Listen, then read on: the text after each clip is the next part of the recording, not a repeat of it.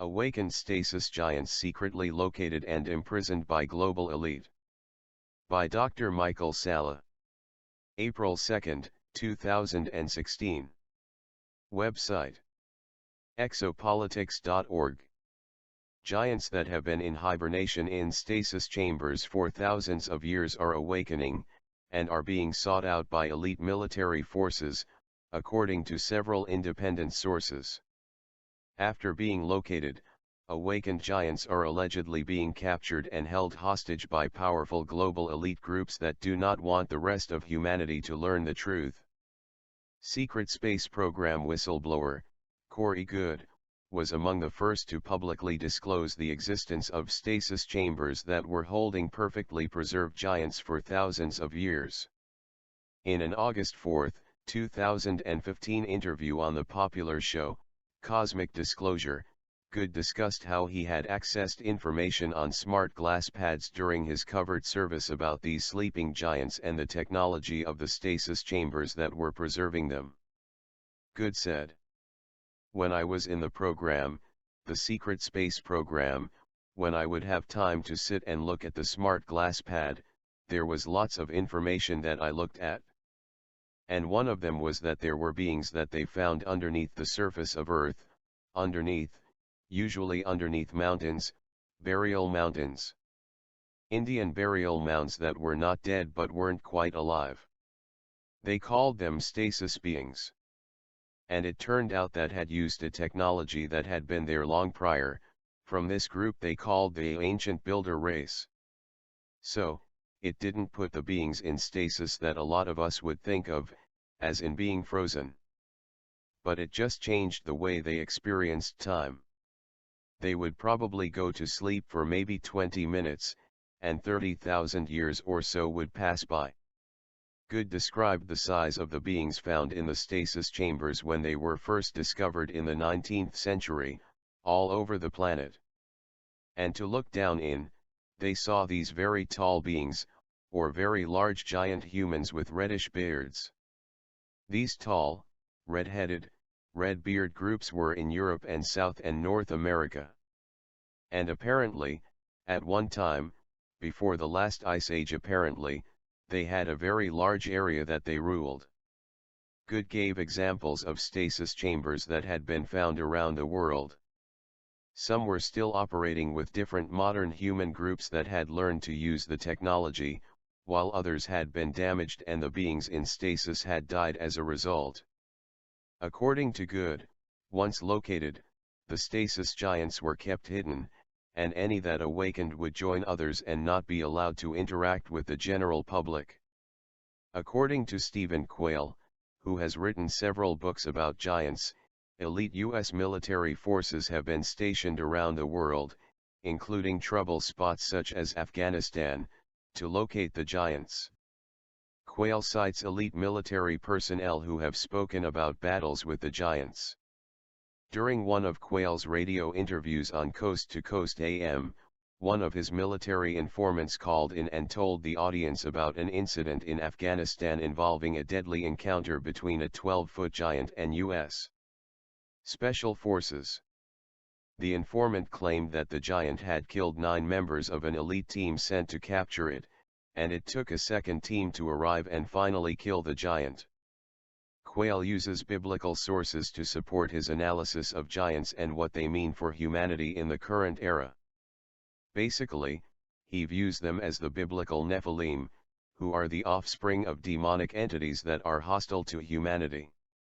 The Nephilim/giants, according to Quayle, were predicted to re-emerge during the end times, and be restored to power by the corrupt global elite.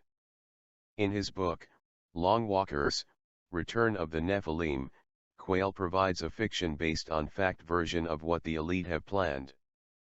Before history, giants and fallen angels ruled the earth as gods until mankind revolted in a colossal battle, banishing the bloodthirsty creatures. But now Joshua Kincaid has made an alarming discovery: some of the giants are still alive, kept in secret underground caverns in suspended animation, waiting to be revived. Worse, a secret society operating outside the law is intent on bringing the monsters back to life and restoring the creatures as rulers of mankind.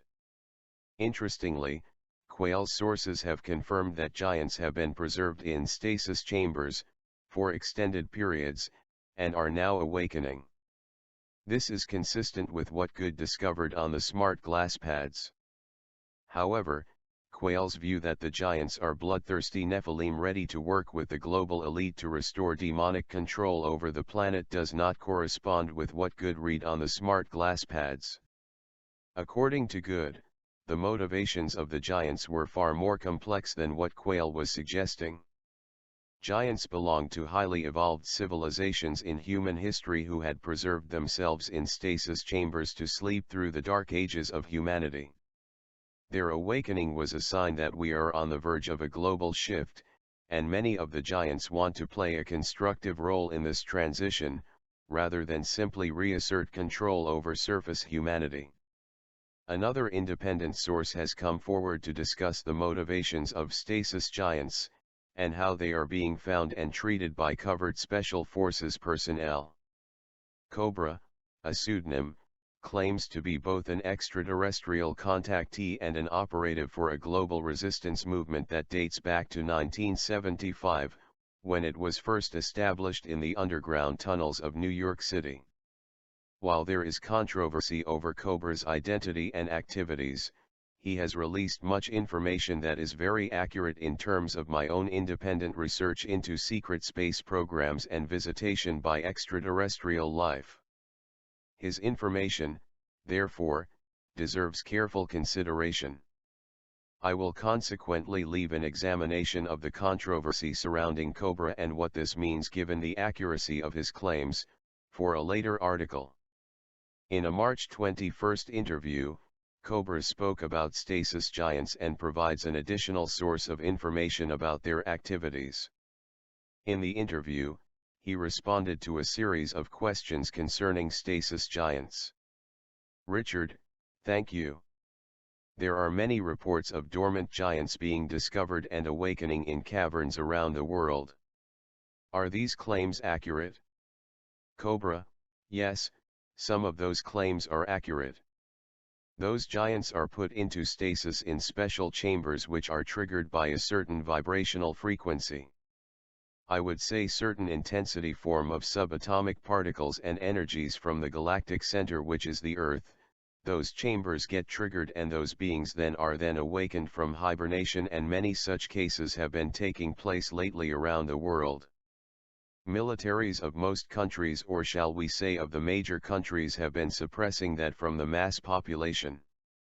And whenever that happens, the military went there and just suppressed the whole thing. And yes, it was happening quite much lately. Richard, that's amazing. Are they a positive nature, these giants? Cobra, most of them yes, but some of them no. Cobra's information about the motivation of the giants is very significant, since clearly such beings are physically very powerful, and also hold much information about past civilizations. Cobra's information is consistent with what Good discovered on the smart glass pads, and contrasts with Quayle's analysis. Quayle, though, still raises important points, as the following portion of Cobra's interview suggests. Richard, why are they waking up now? Because of the galactic central sun's activity. Cobra, because they went into those chambers. They didn't want to wait for a change. They have put themselves into hibernation to spare. So not to wait too long on this planet, and now when the change is happening they have interest to take part in this change. But they were not expecting that the surface population will be taken hostage to such a great degree, and now they are taken hostage by the Chimera Group. The Chimera Group, according to Cobra, comprises global elites that are demonic in nature. This is consistent with much witness testimony that many groups of global elites practice various forms of demon worship. It is therefore very plausible that some of the giants might have been co-opted by the global elite in a plan to exert greater global control. In contrast, Quayle believes that the global elite see the giants as their demonic gods, and are therefore helping restore their rule. Quayle's analysis is therefore only partially correct. The giants are not per se associated with demonic forces, but are being sought by elite groups that are indeed associated with such forces, since the giants, at least those positively inclined, can play a constructive role with the global awakening of humanity. This is what Good has claimed he learned from smart glass pads, and also what Cobra was told by his sources in his recent interview. Richard, what was their actual function? What is these beings? What is the function to wake up in this time period to do within this time of the planetary liberation process? Cobra, they wanted to participate in the shift. They have various agendas. Some of them were quite positive and some of them not so positive. But they were not expecting that the amount of control and suppression on this planet would go that far. All of them were captured and are now actually hostages in the various militarily bases around the world. If accurate, then Cobra's information helps corroborate the earlier claims of Good regarding the awakening of stasis giants, and their potential impact on the rest of humanity in a positive manner during an evolutionary change. In this regard, Good said, "This huge vibratory change in our solar system. This change supposedly we're changing from graduating from one density to another. We're in transition. So if this is true and these beings are awakening, and they set themselves to wake up during this time period, I could only speculate that they wanted to be part of that." In contrast, Quayle's analysis overlooks the possibility that giants are being held in captivity by demonic groups, but are not themselves demonic, or, at least, not the majority of them, according to Good and Cobra's information. For those giants that are inclined to work with the global elite, then Quayle's analysis raises a chicken and egg problem over demonic influences when it comes to the global elite and some of the awakened stasis giants. The problem with Quayle's analysis is that he makes the major assumption that all stasis giants are demonic in nature based solely on his interpretation of biblical texts. Consequently, he appears to tacitly support the current secret policy of locating, imprisoning, and/or eliminating stasis giants, wherever they are found around the world, using elite military forces. Not only is Quayle's analysis deficient in this regard, but he may in fact be unwittingly helping the very demonic elite groups that want to hide the majority of these giants from public view, while possibly using others in a covert plan for exerting great influence over global affairs. In conclusion, there is broad agreement between Good, Quayle, and Cobra that awakened giants are being actively sought after by elite global groups and special military forces all over the world. When captured, they are taken to secret detention facilities. Clearly, the existence of giants who have hibernated for thousands of years in stasis chambers is a matter of great public interest, as is their motivations for choosing to awaken from long periods of hibernation in the modern era. The information awakened stasis giants have about ancient human civilizations, advanced technologies, and extraterrestrial life deserves to be publicly released as soon as possible, and not withheld to further the interest of global elites who may be seeking ways to manipulate these giant captives.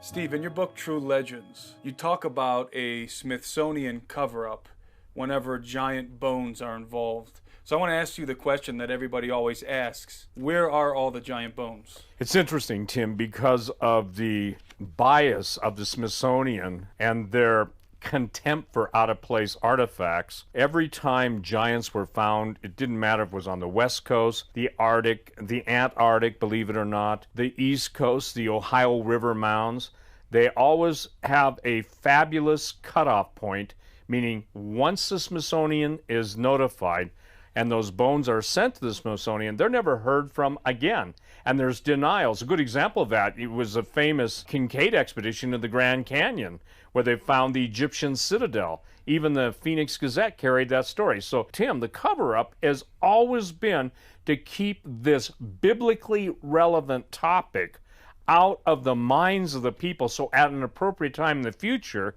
they can claim whatever they want to claim, and they'll claim anything and everything apart from the true biblical origin of giants. So, Steve, even during World War II, there were reports of giants and cannibalism coming out of the Solomon Islands. What was that all about? After World War II, people couldn't reconcile the fact that a lot of servicemen, U.S. servicemen, had been eaten, cannibalized, as well as Japanese. And the fascinating investigation I've come up with was the fact that the Solomon Islands are riddled with stories of cannibalistic giants and even living giants to this day.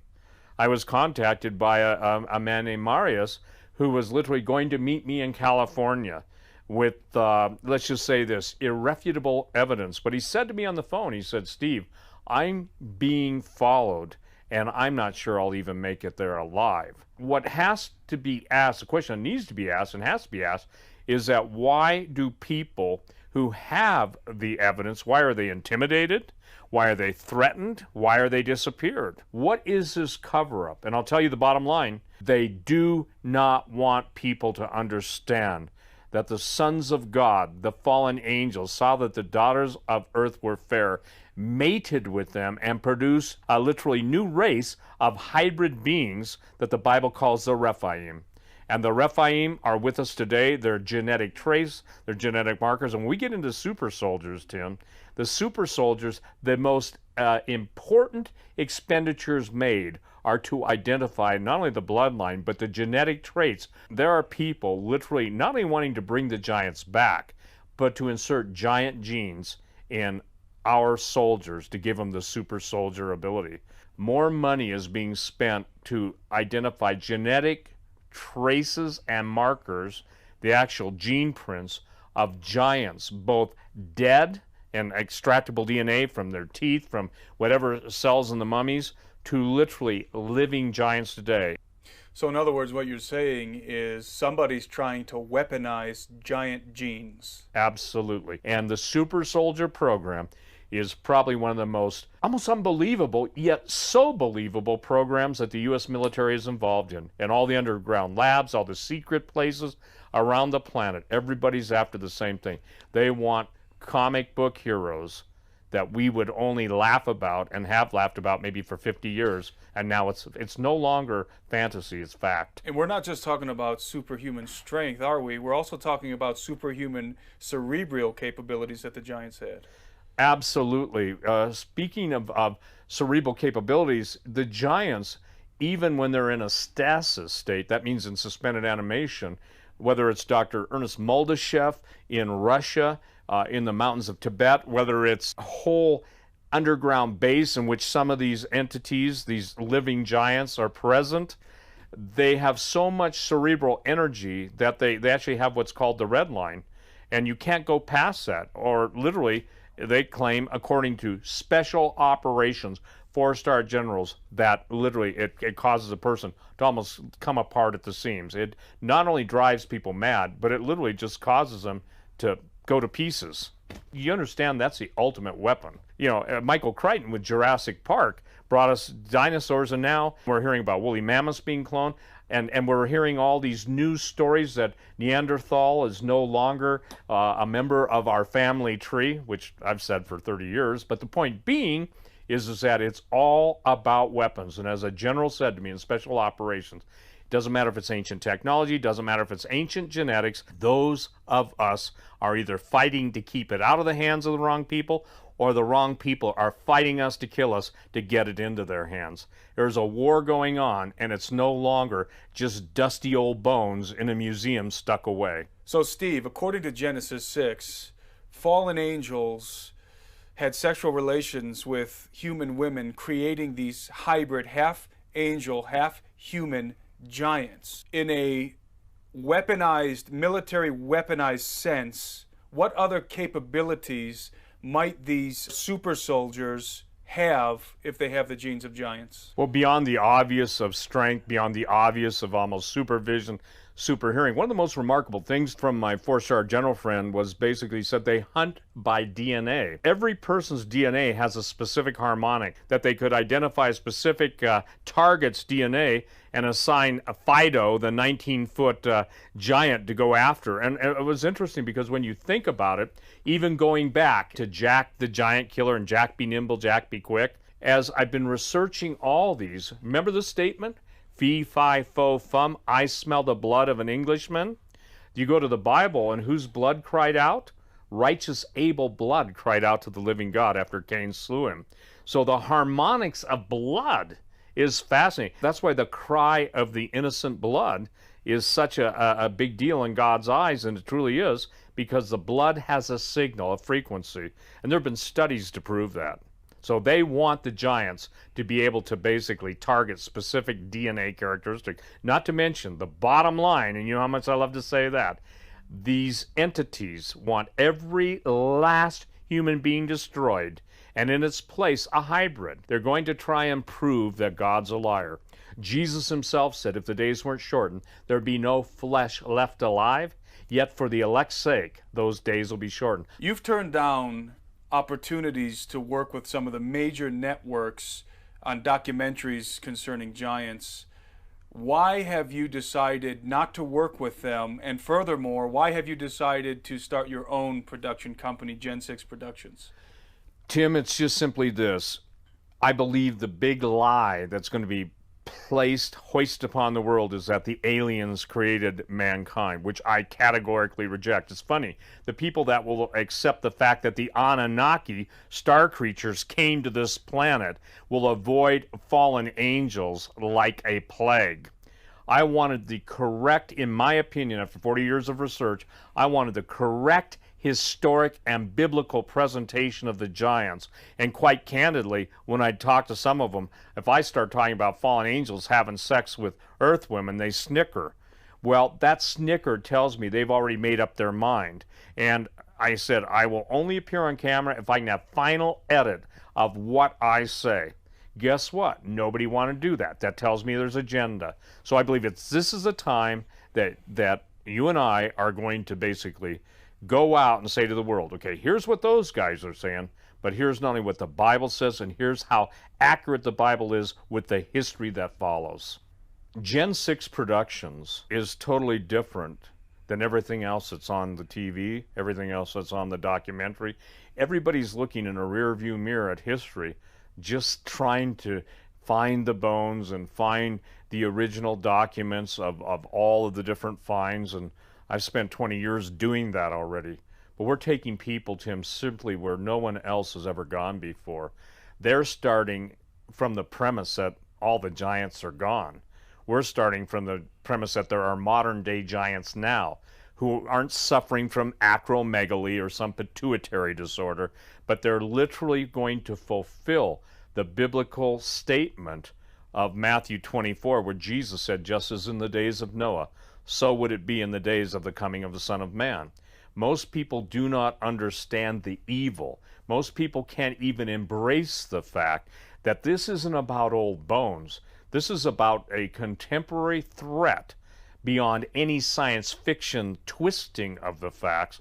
And that's why we're going to, I believe the best antidote, that's why we're going to do this thing, Gen 6 Productions. We're going to present information.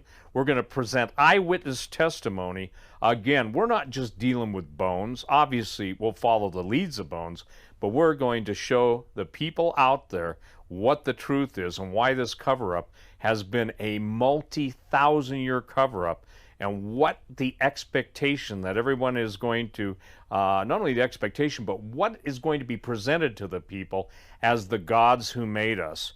And I got to share this. When I did write the book True Legends, Genesis 6 Giants, Aliens and Fallen Angels, Angel Wars, everything I've written is to this point where Jesus said, if the days weren't shortened for the elect's sake, there'd be no flesh left alive. And the genetic tampering, the genetic destruction, the designs of the Luciferian globalists to destroy every human being on the planet, to insert their new creation, that we'll call him the Uberman, Nietzsche's statement, the Superman.